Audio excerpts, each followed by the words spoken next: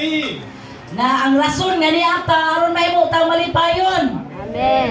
is because Jesus first loved us. Tungod kay si Jesus may unang nahigugman nato. Amen. Amen. Hallelujah. Hallelujah. When Jesus said we shall love God from all our heart, all our mind, all our understanding, Ang Ginoo ang Jesus nagaingon, higugmaon nato ang Dios, tibuok nato nga kasing-kasing, tibuok natong kusog, tibuok natong huna-huna.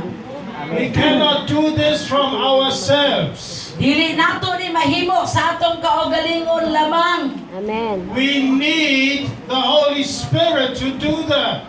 Nagkinahanglan ta sa balang espiritu nga bubuhat niini.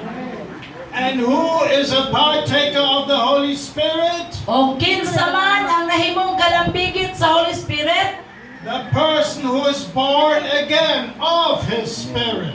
ang tanan nga nahimong nataw pag-usab diha sa Dios. Hallelujah. Dalay ko ng Dios. Amen.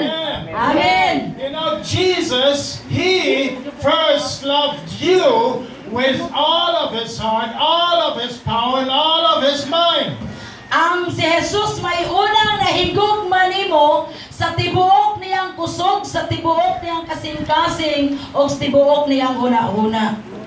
And the Bible says that the love of God is shed abroad into our hearts. O ang gugma sa Dios, The love of God is shed abroad into our hearts. okay, ang gugma sa Dios na himong nagpaula sa iyong dugo diha sa tong kasing-kasing. Hallelujah. Dalay ko Amen. ng Dios. So the love is already there. So ang Amen. gugma, niana dinhi. You don't have to wait for His love anymore. Dili na tawag huwat pagkanusapa yang gugma. Because the Bible says it is already there. Tungod kay ang Biblia nag-ingon ni ana na dinhi sa sulod. Hallelujah. Hallelujah. His love is in our hearts already. Amen. Ang gugma sa Dios na ana sa tong kasing-kasing. This is why you can love your neighbor as yourself. Mao nay hinungdan nga mahigugma jud ka sa imong silingan palabaw sa imong kaugalingon. You know, many of us, they're Christians for so long time they completely forgot how life was before. So ang kasagaran nga mga Kristiyano usay mahikalimuta sa atong kinabuhi kaniadto. And before you could not love God. Tungod kay sa una wala ka nahigugma sa Dios. You could not love your neighbor. Di ka nahigugma sa imong silingan. You loved people when they did something good to you. O sayang ato higugmaon katulad pa mga tao nga maayo pud nato. Oh, then you love them a little bit. O niya mahigugma pud ka diha dayon nila. You know, because human love is conditional. Tungod kay ang gugma nga tawhanon kondisyonal. But the love of God is not conditional. Okay, pero ang gugma sa Dios wa gyud kondisyon. There Amen. is only one condition. Naray usa ka kondisyon. You have to receive Jesus in your heart. Kinahanglan imo rang dawaton si Jesus diha sa imong And kasing-kasing. then you are a full partaker of His full love. O mahimo kang tibuok na gyud nga kaparte diha sa tibuok niyang gugma. Hallelujah. Dalay gud ang Dios. We do not feel His love all the time Dili nato mabati kanunay ang gugma sa Dios sa tanang panahon. because we ourselves, we do not make His love aware. Tungod kay sa atong kaugalingon usay dili ta aware sa gugma sa Dios. And this is the problem.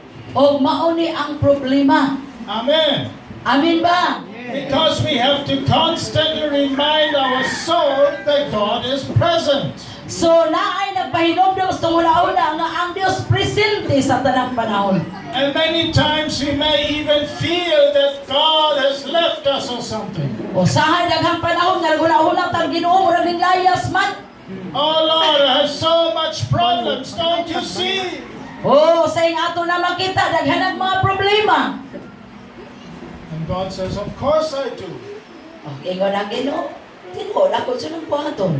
And if you had faith the size of a mustard seed, Kung naa kay pagtuo sama sa liso sa mustasa. He didn't say, if you have faith like the size of an elephant. So wala siya nag-ingon nga kung nakay pagtuo sa magdako sa elepante. He didn't say, if you have faith like a mountain. Wa siya mag-ingon nga kung naba kay pagtuo sa abak sa kadako sa bukid. No, he said, if you have faith like the size of a mustard seed. Apan ang iyang giingon kinahanglan na kay pagtuo nga sama ra sa liso sa You mustasa. would speak to a mountain, Makahimo ka pagsulti sa bukid, lift yourself away into the sea, hawa sa imong kaugalingon og lukso nga tus dagat and it would obey you.